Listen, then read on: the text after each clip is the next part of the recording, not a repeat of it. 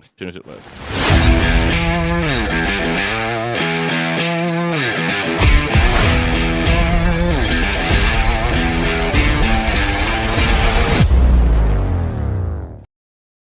Hello, welcome to On Track with Eamon. It is me, Eamon, and I have brought on my guest. That's where you come in, Jody.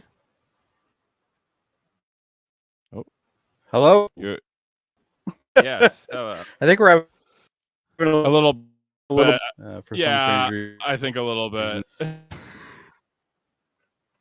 Yeah, hold on here. Let's see if I can make that better. Yeah. Oh, I think we're better now. All right. Cool. All right. So today we're talking about Nirvana's Nevermind. I'm here. Yeah. Yes. That would help. Classic album. So some people might consider album. it a cliche thing, but yeah. I mean, it's sometimes cliches exist for a reason. True. Yeah, so first we're going to talk about the album cover. This is a very controversial album cover. I know for a couple of reasons. One primarily. The baby dick. Little baby penis probably is the biggest problem here. Probably, yeah. I mean, honestly, I like the album cover, but I understand why it would make people like squirm and squeamish a little bit. Yeah, I don't actually remember the baby penis on my copy, but I'm sure it was there. But I just probably ignored it. I think they removed it from some of them. Wouldn't shock me at all. Yeah. Or maybe there was a back in my day we had these little warnings for explicit lyrics and stuff like that. So maybe they would put it over naked body parts or something. Yeah. Well, there is a little bit of an age gap between you and I, Eamon. So like what, 20 years? A little bit more than 20 years, but yes. Yeah, around there. Yeah. Anyways, we go into Smells Like Teen Spirit, a song that literally needs zero introduction. This is the song of the 90s. Well, that was the only actual pop track, right? Like it was like that was the top track. This was the track that they had the video for. I remember seeing the video over and over again on MTV and Much Music here in Canada. It was insane. And I think in a way it's good, but it's also a terrible way to introduce this band because there's so much more eclectic music on this album. But everybody just looks at it as this one, right? So you're right. There's a much more eclectic album on this, Bleach, and In Utero, but everybody just knows them for this song. Yes. This is their song, right? Like this is the song that made them big. They were making music before that. So it's very much a oh shit, their name is slipping me right now. Radiohead. It's very much a Radiohead situation. Yeah. A lot of people don't really associate Radiohead unless they talk about OK Computer or any song on OK Computer for the most part. Yep, yeah. Creep, of course. Yep. So Creep being probably the big one. Yeah. So, but I do like this song, but I will admit that there are a lot of other songs on here that I prefer more. Well, oh, absolutely. I don't even think this is in the top 3 of the best songs on this album. No, I agree. It's the song itself it does encapsulate really the teenage angst of the day. I lived through this, so I was a teenager when this song came out. So I can definitely attest to that. Not only just named Smells Like Teen Spirit, but obviously I actually didn't know this because it wasn't around when I was a kid. But Teen Spirit is a brand of deodorant. So it was, yes, yeah. Specifically deodorants for teens, which made no sense at all. But anyway, that's. Extra, your sweat smells the same whether you're a teen or not, but whatever. Yeah, whatever. Yeah. Anyways, but yeah, I think there's much better songs to be talking about on this album.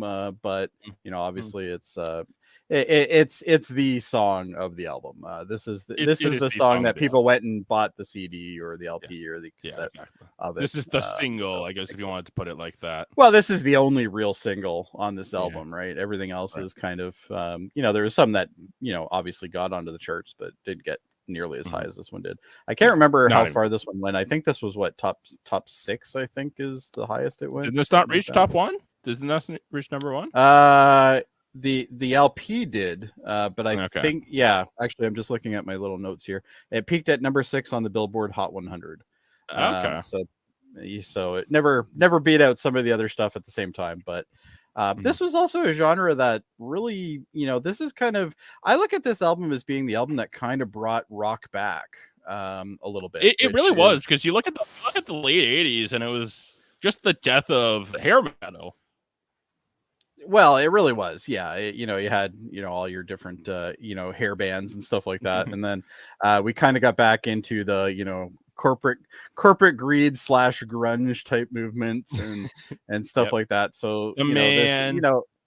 and it's funny because, we're part of a network of podcasts, your show being one of them. And with that, even some of the people that I was dealing with yesterday on a different podcast, when I mentioned that this is the album, they're like, oh, terrible album. And it's like, yeah, you only know Teen Spirit, right? Exactly. So it's one of those things. Yeah, a lot of people, but anyway, obviously that's why you got to listen to an album before you can thoroughly, judge it. I can't say every song on this album is gold. I wouldn't say it either, is, but there's tracks that people have never even heard of on this album or didn't bother to listen to that are absolutely phenomenal. I agree. Speaking of not listening, let's talk about In Bloom, because that's the whole subject matter of that song. It really is, yeah. People who don't listen. The thing I love about In Bloom is just the bass and drums just hit you right away. I love the bass during the verse, that bada bada bada. Yeah. But this is the fan song. This is the song for the fan. This is, even though obviously Cobain was not a guy who really wanted the fandom. No, which obviously ended up the irony later. This was really an irony thing, but Grohl and Novo just are phenomenal on this track. They're great. Well, David Grohl is I think one of the best drummers I've ever heard in my lifetime. He's definitely top 5 for me. Obviously there's other drummers that are fantastic as well. But overall it's a great song. Have you ever seen the music video for this one? I quite like it. Honestly, I don't know if I have. So the music video for this one it's a Beatles concert, but Nirvana are the Beatles. And you can't hear them because the crowd is screaming over them. Yeah, the crowd's screaming over them, so they're basically, which is kind of a huge call out. Well, and if you look at the lyrics, like one of the lyrics, for instance, I have in my notes here is he's the one who likes all of our pretty songs, and he likes to sing along. It's a great anti-fan. Also not great, like, you don't listen to the lyrics, you just listen to the melody song, right? Yeah. And actually that's the one thing that I thought was kind of interesting, because I've listened to this album numerous times. I've had it on vinyl, I've had it on a cassette, I've had it on CD, and it's funny because until I got like Spotify, for instance, Spotify, for people who don't know, they have a lyrics thing built in now. Yeah, they do. And some of the lyrics that I thought they were are actually not, and it's actually quite interesting, some of the lyrics in this. And not particularly In Bloom. In Bloom's pretty straightforward, but there's some going down the chain here that are definitely crazy. Yeah. And then I think it's time. Do you have anything else to say about In Bloom? No, it's a fantastic song. I think it should have definitely been a single as well. It was, I believe, but it didn't make it. It was their 4th single, I think. I was looking up. I believe you're correct on that. Yeah, exactly. So the next song is the one that's very interesting and a little bit ironic. I think so too. Yeah, which is Come As You Are, right? Can I just say that "Come As You Are," part of what I love about this album so much is how much of it sounds like it's underwater. Yeah, it's a very actually I think when I was reading some other people's takes on this, I remember somebody saying it was like a watery fluid sound or something like that. Yeah. Or fluid watery sound or something like that. Yeah. Which Butch kind of goes Vig. with you, yeah. Yeah. Butch Vig, who produced this album, he's an amazing producer. He did a great job Absolutely. on this album. It just sounds beautiful. Yeah, and you got to remember, this is also some of these songs are actually older than the album. Like these, some of these songs are unreleased songs that ended up getting reworked But or we'll get remastered into or that on something. like Polly. Yes, Yeah. Polly is one of them. Yeah. But I think what's interesting about this one is it's the guitar. The guitar is really what stands out in "Come As You Are," and obviously the and lyrics. the drums. The drums for sure, but the entire album is drum. We're gonna be saying that about every song on the album. Yeah. If we're gonna say that for every song, it's gonna get tiresome after a while. But the thing I like about this song is it's basically it's about tolerance and acceptance, and a lot of people don't get that from this song. I have trouble understanding that yet because I think these albums are very cryptic. They are. Yeah. This was an angsty album. I guess. Oh, it's a very angsty album. But that's what was needed at the time in music. We had a lot of like Whitney Houston. Like you said, we had a lot of hair metal and stuff. Well, hair metal was starting to die a bit, but we're starting to get some great acts when this came out. I can't remember exactly what year this came out, but 91. Yeah. Okay. So 91, I was in high school, and with that, it was, you started seeing people walking around with flannel on and stuff like that. It was an interesting time, because basically just before this, we had like a lot of the like ballad music and stuff like that. So there wasn't a lot of this kind of really hard kind of grungy stuff, which was, essentially kind of almost made its own genre, really. So it really very did. interesting. Yeah. But overall, "Come As You Are" is another one of those songs that we don't really need to talk that much about because everybody kind of knows that song. Although, I guess if there's one thing we need to talk about concerning it, it's "And I Swear I Don't Have a Gun." Yeah, which obviously is not true. Obviously was not. He clearly had at least one. He clearly had a gun. Yeah, which is obviously the running joke of this song at this point. But it's very interesting, very foreboding, and quite ironic. Yeah. They get into actually one of my last favorite songs on this album, "Breed." "Breed" is the punk song. This is the punk song of the album. This is the I almost look at this as like almost like a kind of what's the word? It's almost like an homage to punk in a way. Because we had some great punk bands in the 80s. So with that, it definitely is inspired by punk, for sure. Oh, for sure. But the thing that really stands out here is Cobain's guitar on that song, because that song is fantastic for that. If you love guitar, that's a song you have to hear for guitar. And if you can replicate that sound, you're going places, because it's a hard song to play for sure. So, but I don't know how many people are actually playing it, but basically the song has tons of "I don't care" in it and stuff like that. It's a very I think this might be the song that could turn a lot of people off from this album. I could see it.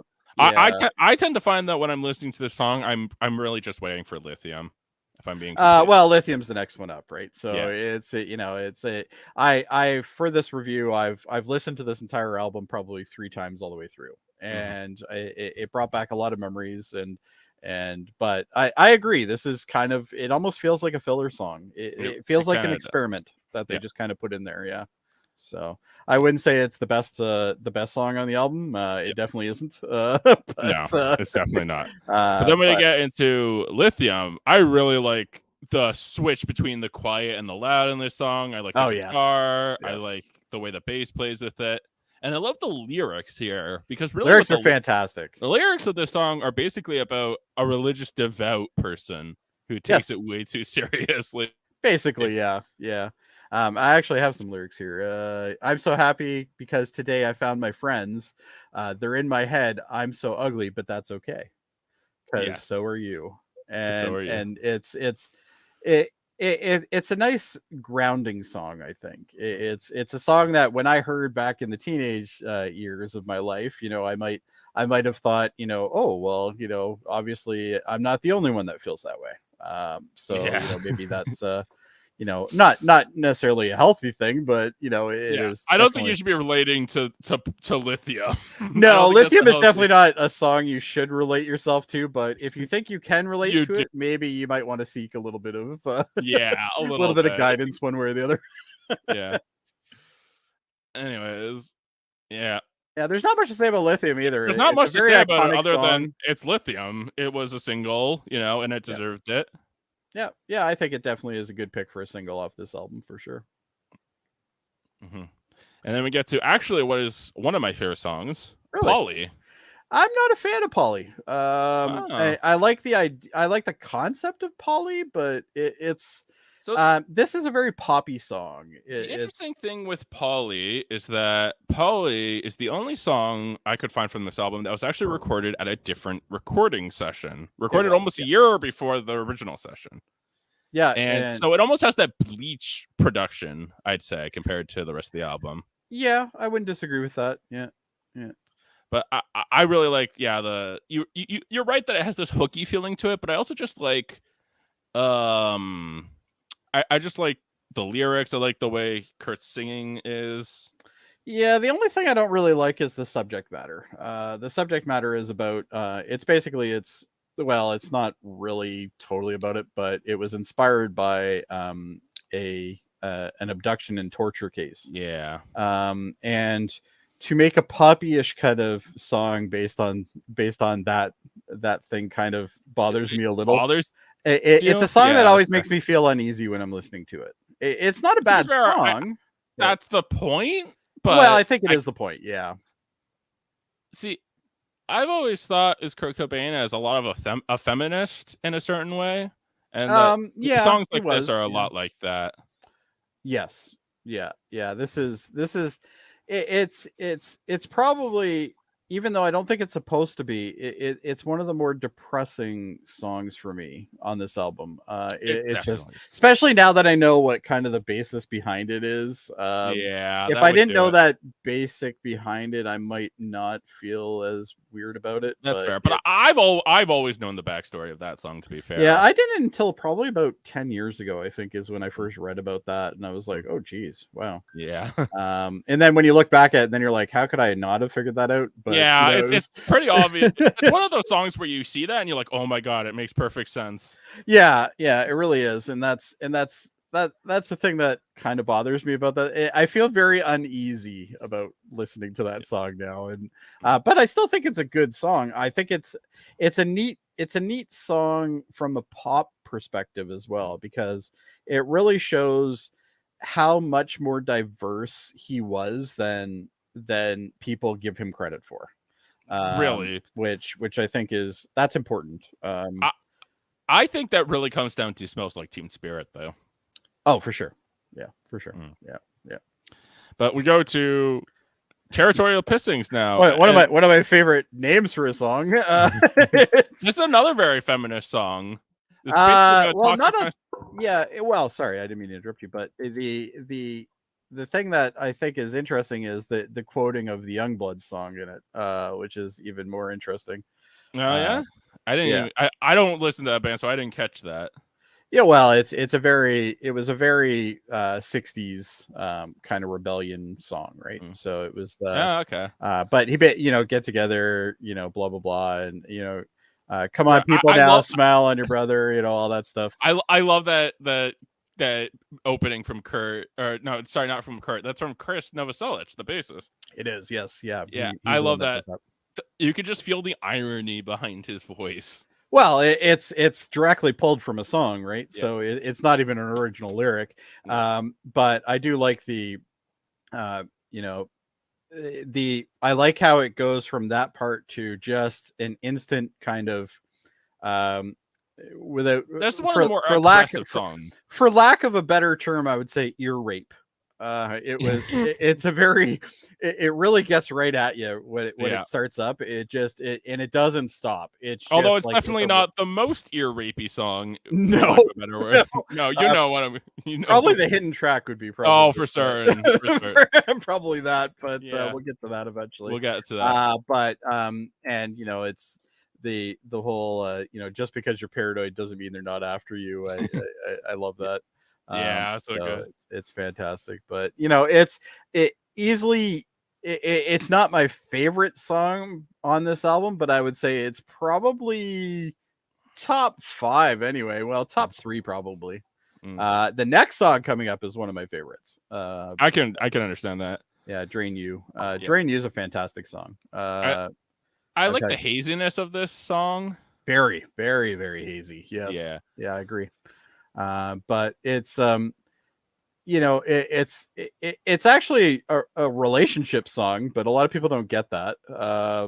But I see that. Yeah, I can yeah, see that. it's basically about relationship. But what's one of the lyrics here? One baby to another says, "I'm lucky to have met you."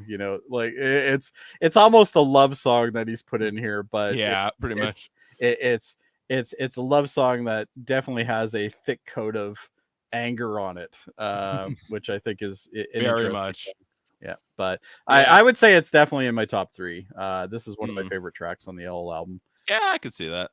And that's one of the tracks that I honestly think if you think Nirvana is an overrated band or blah blah blah blah blah, whatever you want to say this week, listen to Drain You and then tell me if you still have that expectation. That I would agree with you 100% on that. Yeah. Then we get to Lounge Act. I like this album mainly for this song mainly for the bass riff at the beginning. Yes. Yeah. Very cool bass. Novo does a great job on this. Oh, great job. It's and actually I think this is one of the few times on this album where the bassist gets most of the attention here. Now don't get me wrong, he's definitely included on a lot of tracks, but I think this is the one that really stands out for him. It's a good song. It's a very clean, very, very precise song. It's not a lot all over the place like a lot of the other songs of this album are. I agree, but also at the same time, this song is also like, if you had to ask someone, what song, if you had to ask like someone who's a big Nirvana fan, pick a song from this album, would you really hear them say Lounge Act? No. Lounge Act is definitely near the bottom of most people's list, I think. Yeah. But I think it's a decent song. I think it's a little underrated. I can see that. Yeah. I think a lot of people kind of just glance over this song and they're like, well, whatever. But if you're a fan of bass, if you're a fan of that type of play, it's definitely a good song to showcase that. Great song. Yeah. And then we get to Stay Away. Stay Away. Now, Stay Away is it's to me it's a lot like Territorial Pissings. It's another kind of fuck you.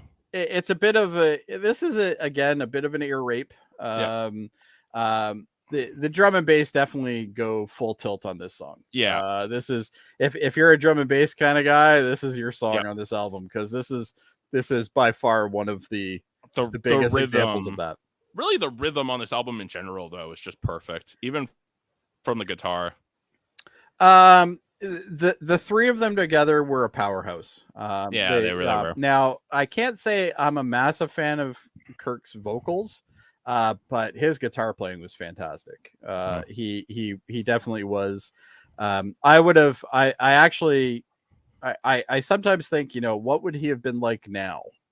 I think he'd be doing a lot of kind of solo guitar, sure. kind of dark songs and stuff like that. He's the kind of person who I don't think wanted to be held back by his bands, maybe, which is what he might have felt like, honestly. I don't know if I agree with that, but it's he didn't want the fame, he didn't want the stardom, he just wanted to make the music.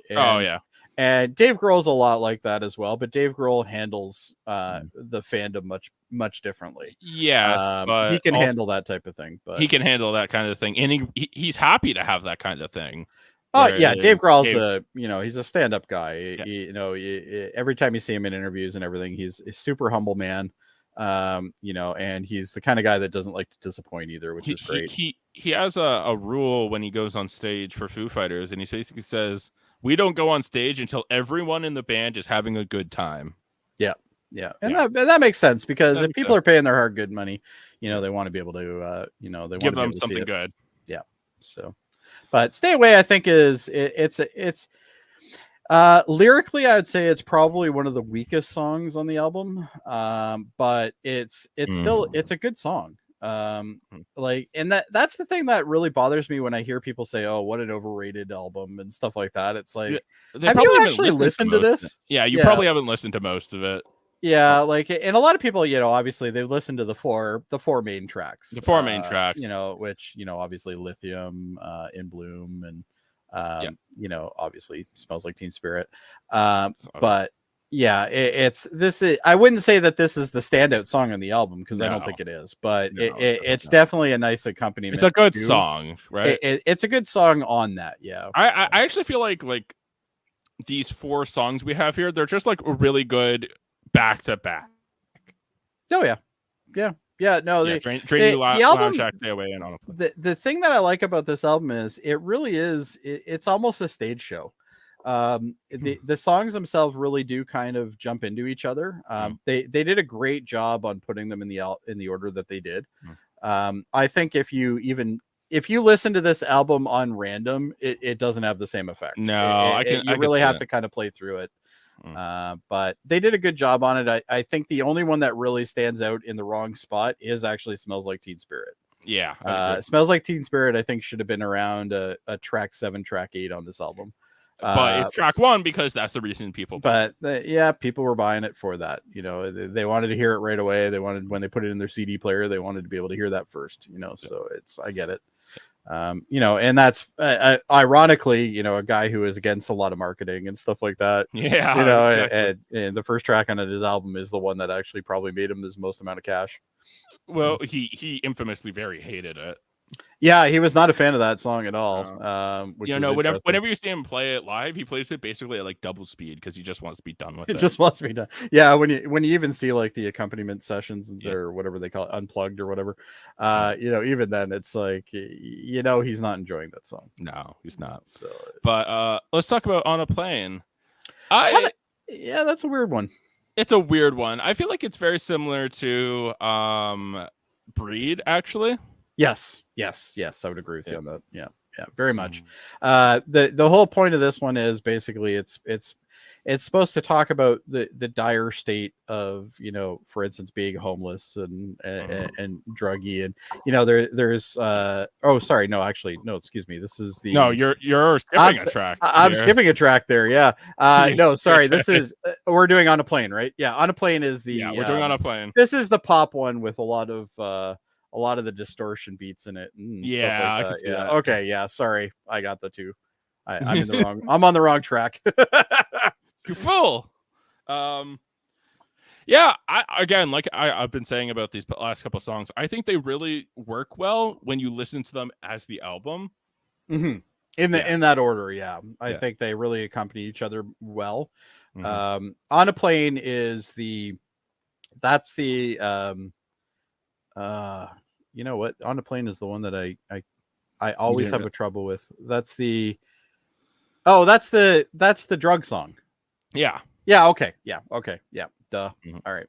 I always screw up that one because I always think plane as in like airplane, but it's not. No. Yeah. No. I think it's plane as in like, field. Yeah. Exactly.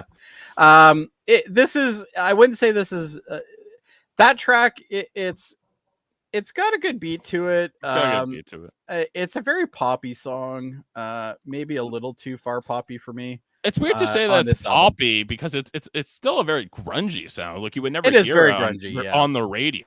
But this is a song that they could have made this one into a single, but it wouldn't have got the traction that they wanted. That's why they didn't. No, it wouldn't have. But do you have anything else to say about that song? I really don't. No, it's probably, in my opinion, probably the most boring of the songs on this. I'd agree. Yeah. It's a pretty boring song. So plain is kind of plain, I guess is the where That's I'm a good way of putting it. Yeah. But then we get to, I think what is actually my favorite songs. I realized my two favorite songs from this album are like they're very quiet ones, Polly and Something in the Way. Yeah, Something in the Way is the one that I was thinking of that we were on, but you know, that's the one that was supposedly inspired with him living under a bridge or something like that, and which I think they found out he hung out there, but he didn't live there or something. Yeah. But it's a good song. It is it's a quiet song compared to the rest of them, but I think we need that quiet. I think we do. We need the quiet after On a Plane, and we need a quiet before Endless Nameless. So yeah, I think placement wise, I think it's a fantastic place to put it. And also, this is a song that everybody thought the album stopped on. Yeah, because of course. there is a track after this, which is a hidden track.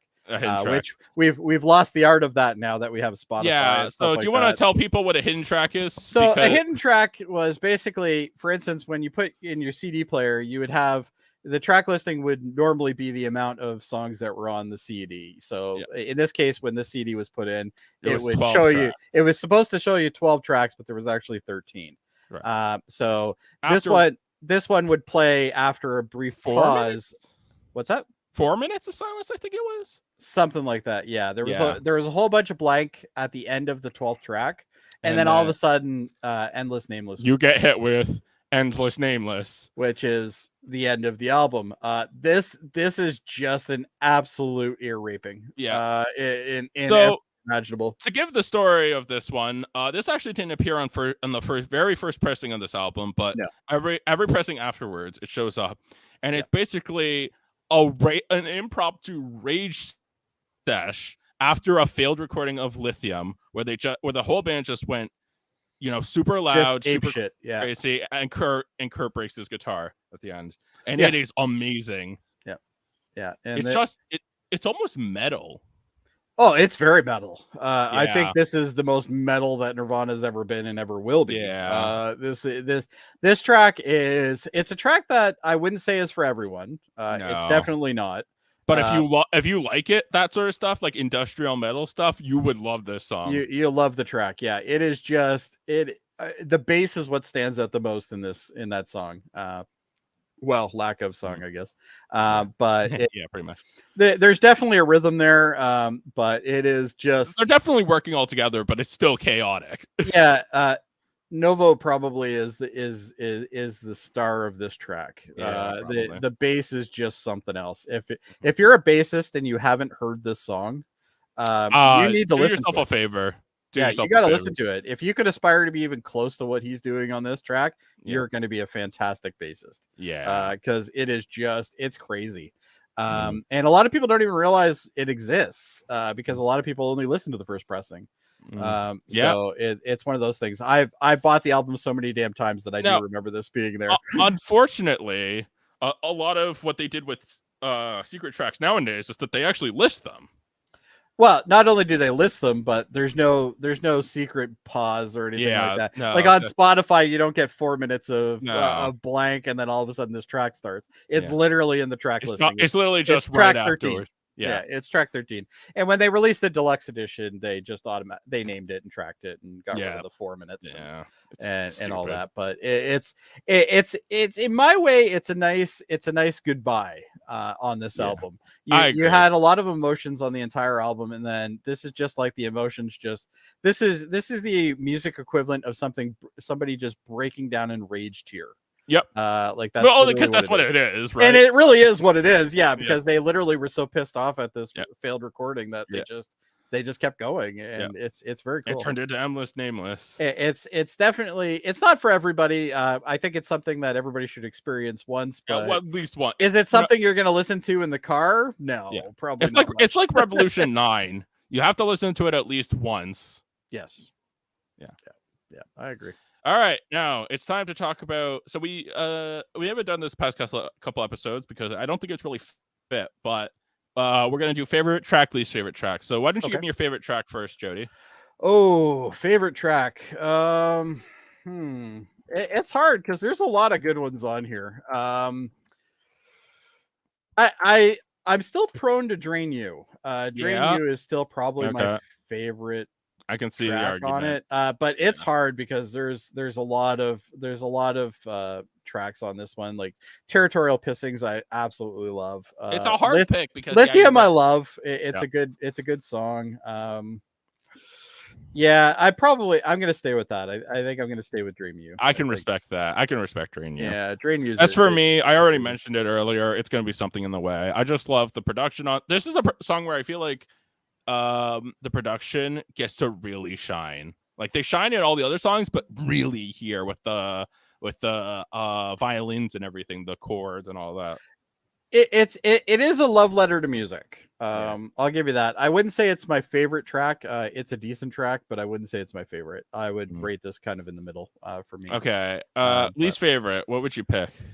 Least favorite would probably be, if I had to put one down, it's either going to be On a Plane, or it's going to be probably Lounge Act, and which is hard because I actually like the whole album. I do like the whole album. Yeah, you know what, On a Plane is probably the one I would say is probably my least favorite, but I still like it. Yeah, I agree. It's I'd literally give it to On a Plane over Lounge Act just because that bass riff at the beginning of Lounge Act is it's phenomenal. Great. It's just phenomenal. Yeah. It's what's keeping it from being taking this spot. Yeah, I would agree with you on that. Yeah. Now we go to our proper ratings. Okay, if I can pull that up. I'm new to your whole format. Yeah, I know. You're gonna have to hold my hand here. Yeah, I know. So usually I rate and then my guests rate. So first we got to talk about musically, which is like, the sounds. Obviously. Yeah. I'd give it this a 9. I think that that all of the people on this album played really well. I think that, yeah. I wouldn't disagree with that at all. Yeah. What would you put for your music? Oh, I would do a 9 as well. I wouldn't say it's the best album in the world, but it is up there. That's fair. Even though a lot of people say it's very cliche to like this album, but I think everybody who says that this is a cliche thing to like this album really hasn't really listened to this album, or at least respect musically the album. Like, I can understand if it's not your thing. I totally get that. Because we all have different tastes, but it's is it it's just musically it's a great album. If you're a music lover, you have to see something in this that you like. You have to listen to it at least once, I think. Yeah, I agree. It's one of those albums. Lyrically, what do the words mean? How well do you think they represent it? Well, as I said earlier, this is something that was kind of odd to me, because some of the lyrics in this album, because when this album, the version that I had didn't come with any lyric sheet. So the original one that I listened to, and then Spotify was kind of when I really noticed a lot of the lyrics, and a lot of the lyrics are they're odd, but they are fascinating. They're really interesting. I would say lyrically, I would say this is at least an 8. I'm actually gonna give it a 9. I think that really I just love thinking about this album's lyrics. Yeah, there's some lyrics that I would say are a little off on the album, but overall I think it's still solid, especially compared to a lot of the crap that you hear. There are songs that are just absolutely silly on this album, but for sure. But there is a lot of solid lyrics on this album. Let's talk about pacing, which is basically, do you ever find yourself in an album thinking, when is the next track going to come? That would be like a mark against the pacing. Do you feel like that only happened once to me in this album, which was, I would say, probably here, let me bring up my track list again. I can tell you exactly where it happens for me. It happens pretty much in between 7 and 8. Yeah, 7 and 8 is where I think we lose it. You have Territorial Pissings, which is a fantastic song, and it is very over, and it's just crazy. And then you go to Drain You, which is just again, Drain You. But it's just, it doesn't, that transition to me is a little abrupt compared to the rest of the album. Is it terrible? No. Yeah, I also think that, like, Smells Like Teen Spirit being on the beginning of the album doesn't make sense to me. Well, I actually, if anything, I think Smells Like Teen Spirit should have been after Territorial Pissings. Yeah, we were talking about. Yeah, it's I think that is a perfect place to put it. If they put it in that order, I think it would have been absolutely solid. But as again, for the pacing they had reasons, Yeah, but as for the pacing we have, what would you rate it? Oh, I would say pacing wise, 8.5, 9. Okay, I would say 8.5. Yeah, 8.5, 9. I don't know if you do points. If you do points, we'll do a 0.5. Yeah. Okay, so 8.5 then I think is. I think I'll give it an 8 personally. Yeah, I think it's a solid paced album. There is much worse paced albums in this world. There's much worse. Especially with tracks that go 1 to 2. I think you and I both think on the same plane when it comes to the album, where I like the album to tell a story. And when that story gets abruptly changed all of a sudden, it's terrible. You're out of the mindset. Right? Yeah, it just takes you.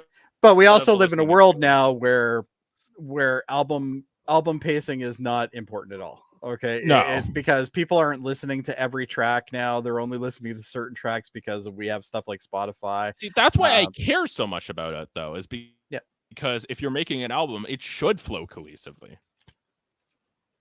Well, and heads up to Spotify for making sure that the tracks are in the right order and stuff like that. So it's fantastic that we still have that. I wanted to dig out my CD, but I have such a huge collection of CDs I didn't even bother. I have the CD that I bought, and I think it was probably I would say probably mid 90s. Probably when I bought this. That's cool. On CD. I had it on cassette first, then I bought it on vinyl, then I bought it on that. So now we talk about visuals, which is usually like cover, liner notes, that sort of stuff. I like the presentation of the cover. I think the picture is great. And it's supposed to show essentially that capitalism and greed and starting them off young and stuff like that.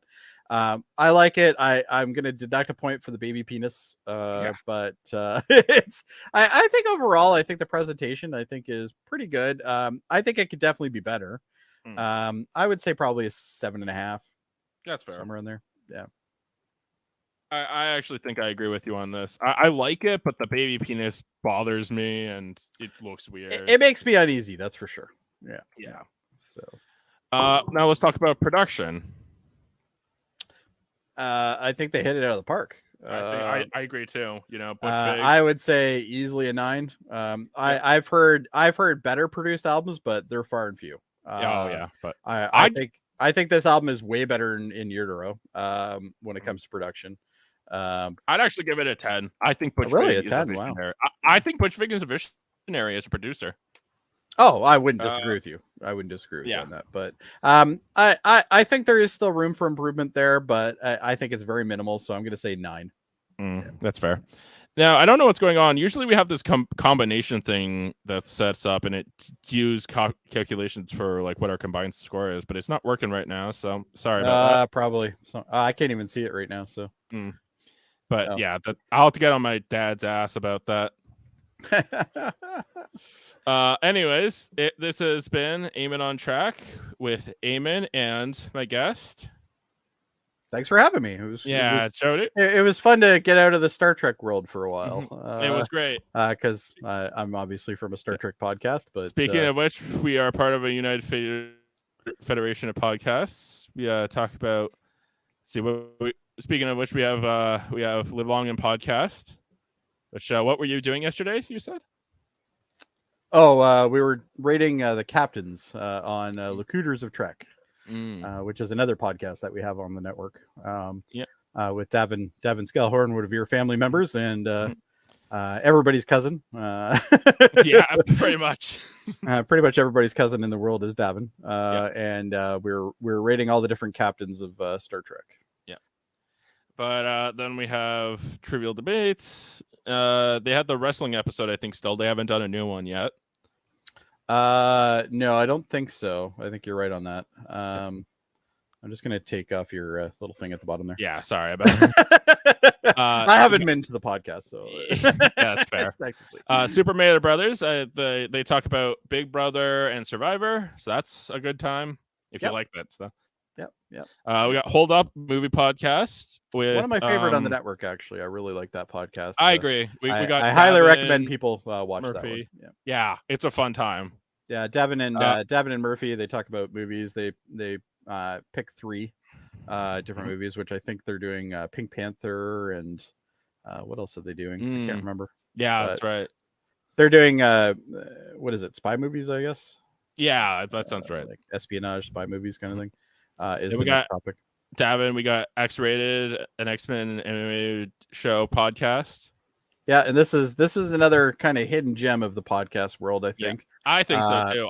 He gets a lot of great guests on there. The voice of he had the voice of Storm on there on one episode. Oh, that's cool. They get a lot of inside info on that thing. So if you're a fan of the X-Men animated series, that's definitely a podcast to check out. Yeah. Yeah. We got Hellbound, a horror podcast. Excellent horror podcast. Yeah, excellent horror podcast. I'm gonna get Michael Chan on here someday. There you go. We're gonna do Ice 9 Kills, something like that. Yeah, Alex Blackburn and Michael Chan do that one, I believe. Yeah. It's a really cool podcast. I've listened to a bit of it. It's a fun time. But anyways, that's it. Go watch those, and it was nice seeing you here. Yeah, thank you for having me, Eamon. Good luck on your show. I know it's still new, so you're still working out the bugs, but I am. Yeah, a little bit. But it's a lot of fun. Yep. I had a lot of fun doing this, and actually I had a lot more fun just getting up to it and reliving some of my memories. So yeah, it's been quite a lot of fun. Great having you too, man. You had made some great insight. Thank you. This has been Eamon on Track.